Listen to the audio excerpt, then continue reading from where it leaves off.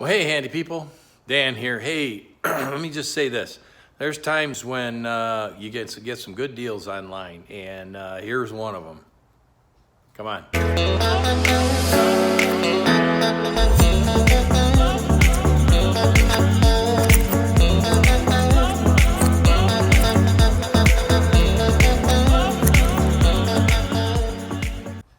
So I ordered a turbo, and it's a 16T converted into a 19T, and it was obviously packed very well and cushioned well.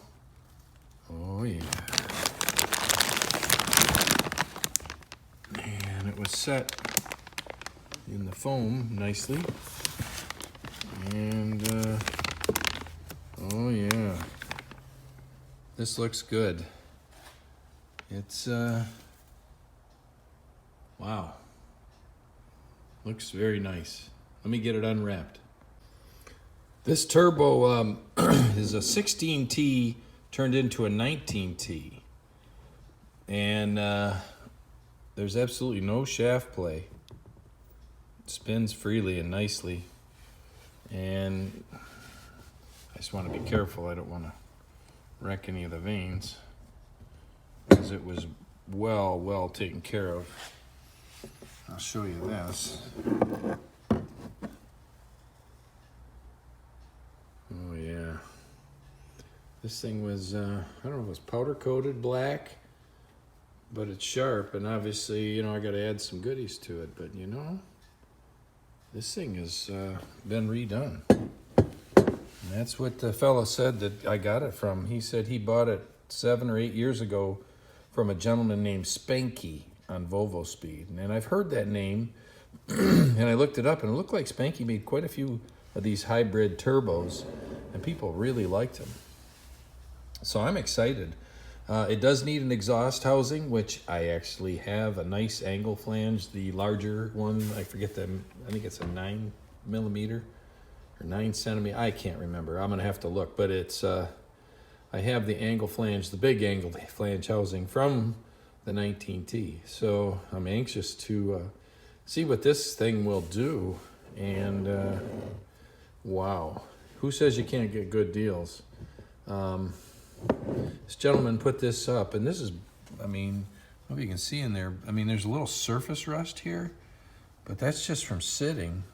And this thing is in really nice shape. The exhaust wheel, and I'm anxious to see what this will do. Wow. So if anybody out there knows Spanky, or if I'd love to talk to him, I'd love to get some feedback, or if anyone knows of these turbos and wants to share, I'd be grateful. Okay, a little turbology or hot side information.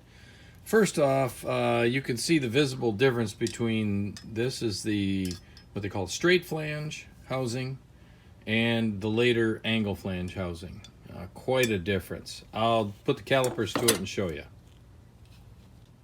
Using my old school tool, you can see there's the width of the and that's in there tight. And then look at the difference. So obviously the angle flanges are a lot bigger, considerably. So there's a lot more flow potential. So therein lies one of the advantages why Volvo went with the later models with this angle flange, because it breathes better. The exhaust can flow better. Let me show you something else. Now we'll put this straight flange aside, and we've got 2 angle flanges, but are they all the same? Well, I'm going to show you they are not. Now I've got these 2, this is the back side, or the manifold side of the angle flange housings. And I want to show you something that I found very interesting. Now note that they've been machined a little different. This one, the wider machining lip, this one a little narrower. Now initially you'd say, well, let's measure right here And you can see, I just got to get this. And basically, this is just a comparative measurement. I'm not using any measuring tools other than to see if the size is any different. And dead on, no difference. Okay, hang on a second. I'll go side to side. So here we are. This is where the manifold, the exhaust housing connects to the exhaust manifold. And, you know, a quick look, and it's hard to tell that there's much difference in size. But let's look in here and see if I can get you in here. And that won't fit quite through. It's on that angle. Let's see if it'll go. No, it stops there too. It just goes in a ways. Let's go to this one. It stops there a ways. How about this way? Ooh. It goes all the way through. So this has a bigger hole. I don't know. I see it's machined a little different down here. If you look at the bottom where my prongs are, and then this one, it's more of a casting. So I'm not sure which one would flow better. It's interesting to know which one should flow better versus which one will flow better. So I do know this.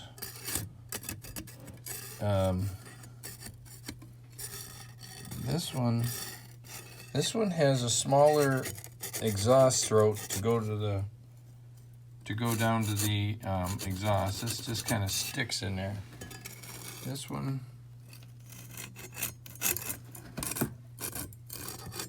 does not. It doesn't stick in there. It's a bigger opening this way. This is the blow-off, obviously the blow-off valve, or the wastegate, I should say, not blow-off valve. That's a wastegate, and that's different sized. But this is where your main flow comes in. Try to get it so you get some light in there too. There we go. This thing goes right down through. And bear in mind, these things don't move. I mean, this tool's probably 100 years old. I love old tools, by the way. But see, it won't go, it stops right there. Whereas this one, there we go. This one goes right on down through there. So this one's got more of a restriction on the exhaust side. So I'm going to run this one. Not saying this one's bad. I'm just saying this one's better. And let's see what the numbers are.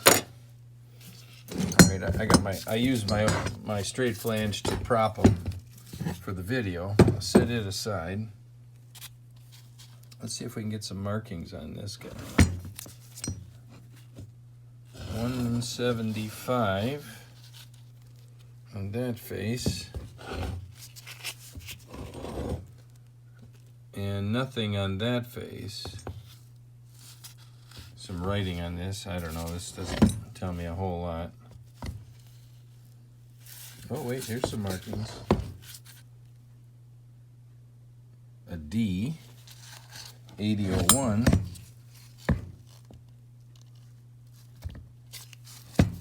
And in a similar spot, this one says H. A322. That other one says D801. So I don't know if that's anything significant. I don't see any other markings. Oh, wait a minute. There's more. There's these, which says 89 dash, and this is the one I'm going to use. It's got a 7. It's got a 13200 with a space 7. And this one says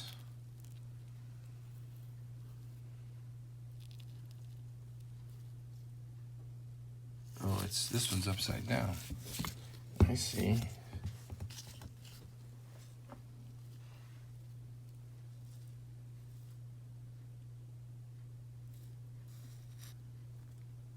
This one says 89-133006 DCH. So maybe that's 7. Is that a 7 or a Z? Let's see. No, that's clearly a 7. 132007. So I'm assuming this is a larger housing. And if we, oh, here's another comparison here. Oh yeah, you can see right here. I gotta get my other calipers. Let me get those and I'll be right back. Okay, this is fascinating. This turbo with the rating on it was the smaller internal stuff. And I'm going to show you, I get my calipers right here. I got this set now out. This is for measuring the distance. So, measuring this one with the numbering on it was the smaller internals. Now this is just snug on there using these calipers. And if we go to this other one, it won't go on there. So this one is larger. So the 7 is larger than the 6. So 7 wins. I don't know if there's bigger ones, but I got the bigger of the 2 that I have, and that's the one I'm going to run. This one this one here, the smaller one, I know is from a later car, and that came from a low pressure turbo car. This one, I believe, came from a 19T car, a 2000 V70R. Anyways, so there's a little information, and I'm about to put it on the bigger housing on my new turbo, and I'll show you that in just a second. Okay, there she is in all her glory with the wastegate, with the angle flange wastegate. And obviously I got some ports to plug. And well, actually some lines to put on, and yeah, this should be excellent. It's got a little surface rust from sitting, but there's absolutely no play in the turbo. Well, there you have it, folks. My newest hybrid 19T. A Spanky turbo, Spanky built. And I'd love to talk to Spanky, but I don't know how to get a hold of him.